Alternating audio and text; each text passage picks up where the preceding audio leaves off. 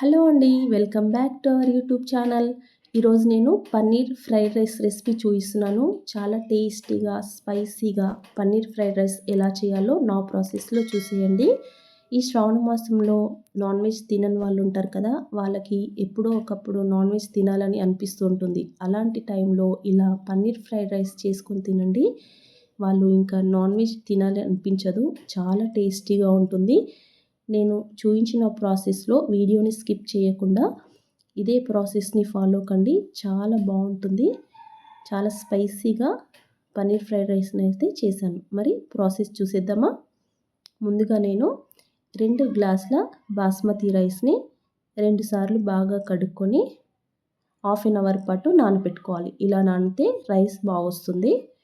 ఇప్పుడు 150 గ్రామ్స్ పన్నీర్ని తీసుకొని ఈ విధంగా చిన్న చిన్న ముక్కలుగా కట్ చేసుకొని ఒక బౌల్లోకి వేసుకోవాలి. ఇందులోకి కొంచెం oil, half spoon salt, half spoon కారం, కొంచెం మిరియాల పొడిని వేసుకొని ఈ కారం మొత్తం పన్నీర్కి పట్టే విధంగా కొంచెం మెల్లిగా కలుపుకోవాలి. పన్నీర్ విరిగిపోకుండా ఇలా స్లోగా కలుపుకొని ఇది కూడా కాసేపు పక్కన పెట్టుకోవాలి. ఇప్పుడు అన్నం వండుకోవాలి. మనం నానబెట్టిన రైస్ని స్టవ్ పైన పెట్టేసి 2 స్పూన్ల సాల్ట్ని వేసుకొని కొంచెం ఆయిల్ వేసుకొని వండుకుంటే అన్నం పొడి పొడిగా వస్తుంది. వెజిటేబుల్స్ని కూడా కట్ చేసి పెట్టుకోవాలి. నేను onion, carrot, capsicum, beans, cabbage, పచ్చిమిరపకాయల్ని ఈ విధంగా చిన్నగా కట్ చేసుకొని పెట్టుకున్నాను. ఇప్పుడు అన్నం చూద్దాం. అన్నం ఈ విధంగా ఉడికిపోతుంది. మరీ మెత్తగా అయితే వండుకోవద్దు. కొంచెం పొడి పొడిగా అన్నాన్ని వండుకోవాలి ఫ్రైడ్ రైస్ కోసం. నాకైతే పర్ఫెక్ట్గా ఉడికిపోయింది చూడండి. ఇలా చేత్తో నొక్కి చూస్తే తెలిసిపోతుంది. అన్నం అయితే ఉడికిపోయింది కాబట్టి ఈ వాటర్ అంతా వంపేసుకొని అన్నాన్ని మూత పెట్టేసుకొని పక్కన పెట్టుకోవాలి. అన్నాన్ని మొత్తం చల్లారబెట్టుకోవాలి. ఇప్పుడు ఒక పెద్ద ప్యాన్ తీసుకొని 2 స్పూన్ల ఆయిల్ వేసుకొని పన్నీర్ ముక్కల్ని వేసుకోవాలి.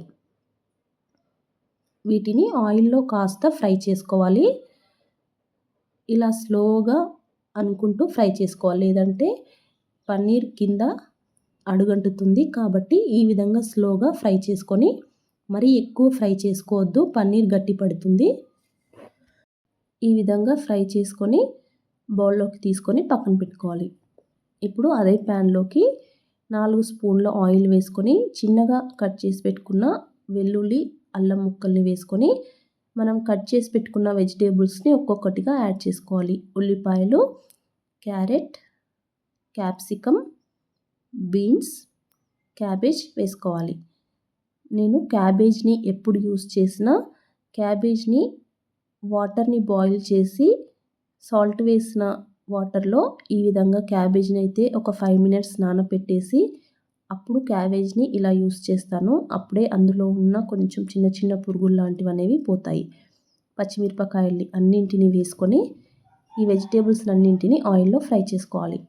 ఇందులో 2 స్పూన్ల సాల్ట్ని కూడా వేసుకొని వెజిటేబుల్స్ మొత్తం ఆయిల్లో బాగా ఫ్రై చేసుకోవాలి.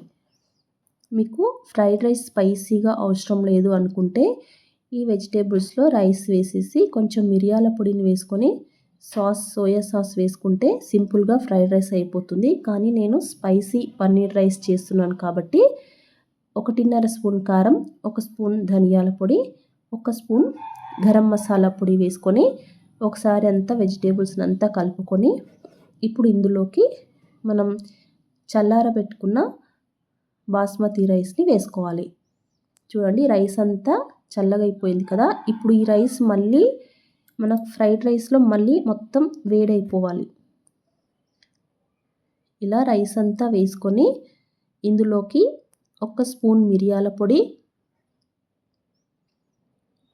మనం పన్నీర్ని కూడా ఫ్రై చేసాం కదా, పన్నీర్ ముక్కల్ని కూడా వేసుకోవాలి. 1 స్పూన్ సాల్ట్ని వేసుకొని ఈ విధంగా కలుపుకోవాలి. నేను పన్నీర్ ముక్కల్ని ఇంకొంచెం ఫ్రై చేసిన పన్నీర్ ముక్కల్ని ఇంకొంచెం కట్ చేసుకొని వేసుకుంటున్నాను. వేసుకొని ఇందులోనే 1 స్పూన్ సోయా సాస్ని కూడా వేసుకొని మెల్లిగా కలుపుకోవాలి.